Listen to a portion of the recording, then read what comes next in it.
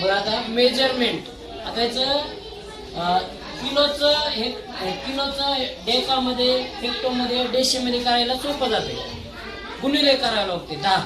पण इथं मिलीचं, सेंटीचं, डेशीचं इथं हेक्टोमध्ये किंवा किलोमध्ये करायला अवघड जातं. एकदम सोप्या पद्धतीने सांगतो.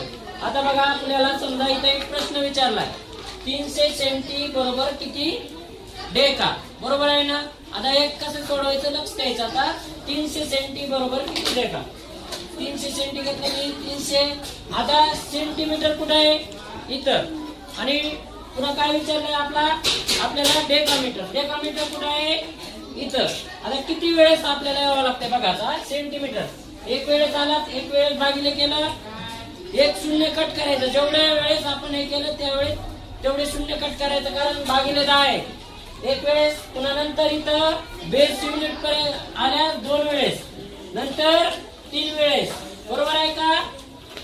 3 वेळेस. बघा, देशी पासून सेंटी पासून देशी पर्यंत आल्यास 1 वेळेस, पुन्हा देशी पासून बेस युनिट वर आल्यास किती वेळेस? 2 वेळेस. आणि बेस युनिट पासून कुठं आल्यावर डेकावर आल्यास 3 वेळेस. आता 300, 3 शून्य कट करावं लागतील. 1, 2. आता शून्य आहे का इथं? नाही. इथं शून्य द्यायचा आणि पॉईंट द्यायचा, म्हणजे 0.3 काय डेका मीटर. काय उत्तर येणार? 0.3 डेका मीटर. आता तुम्ही एक सोडवायचं, मी लगेच सांगतो. समजलंय का? समजलंय ना? एक सांगा आता. हा, 3000 मिलीमीटर बरोबर किती हेक्टो. हेक्टो कसं